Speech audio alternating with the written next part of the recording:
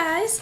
So, as you know, I am a big fan of fanfic. A fan of fan fiction.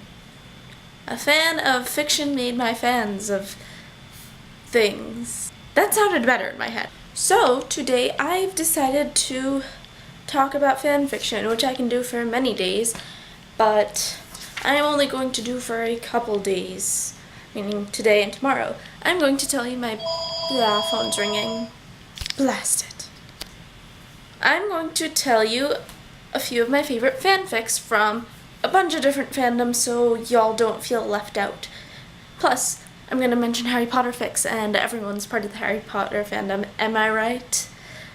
Ignore the Twilight behind me. I'm going to talk about a few of my favorite fanfics today, and a few of my favorite fanfics tomorrow, and it's going to be really hard to pare down my favorite fanfics since I have so many, and I've been reading fanfic for over 5 years. So this is just a few of my favorites, and if you want more recommendations, you can obviously message me and stuff, and if you want recommendations from a specific ship or whatever, let me know.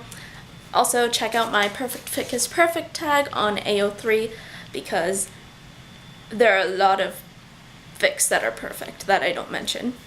So, let's get started.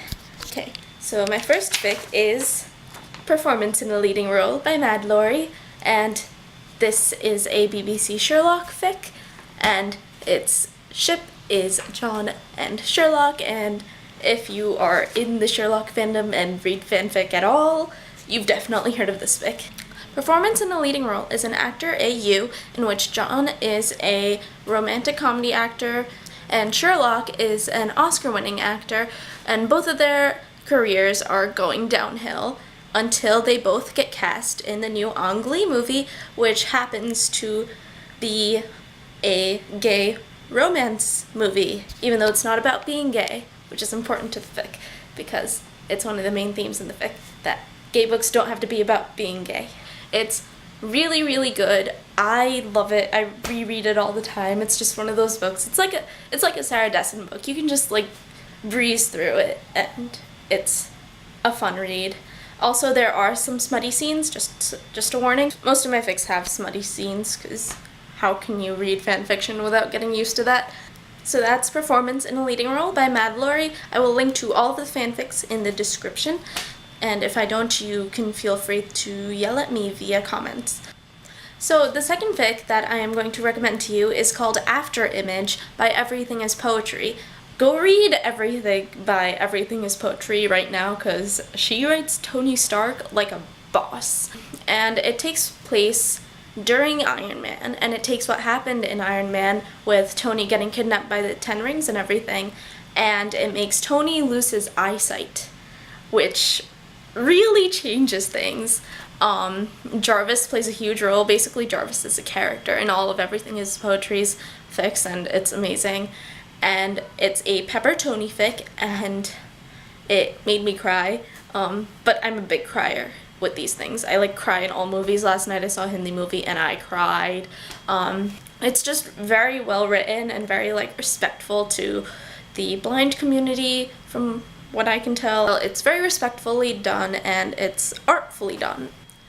Third fic that I'm going to recommend to you is Isolation by Bex-chan. This is a Draco Hermione fic, and it takes place during the Harry Potter books, and in this, Draco has seen the light and turns over to the light side and doesn't kill people and become a Death Eater and stuff, which is awesome, right?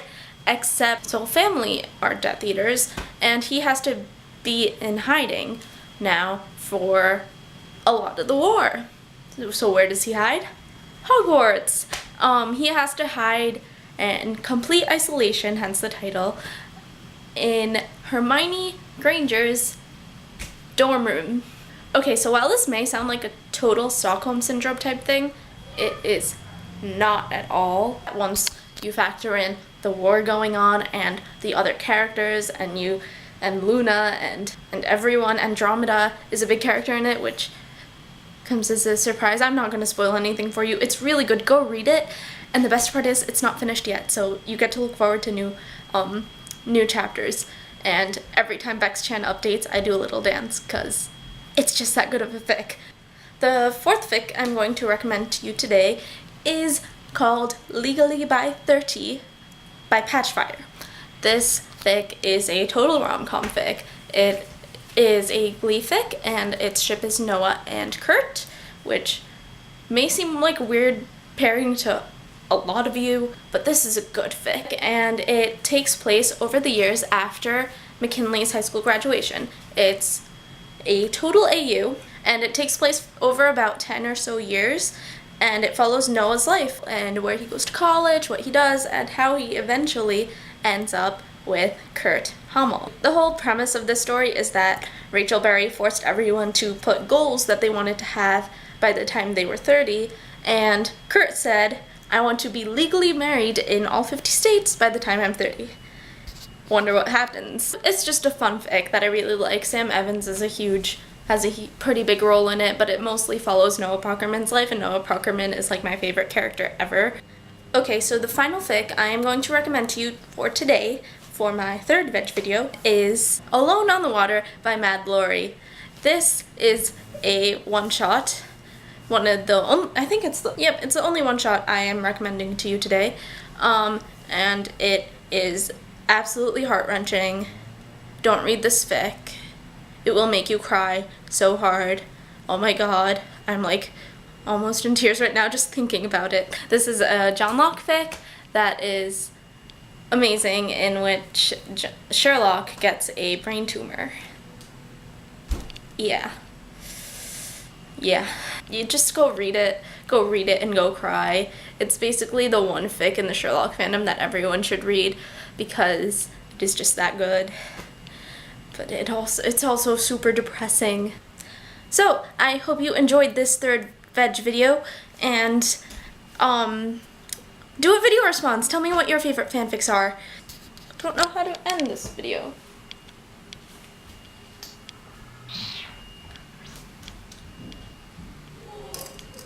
Here, take a little Tony Stark. And kids laughing in the background. Bye!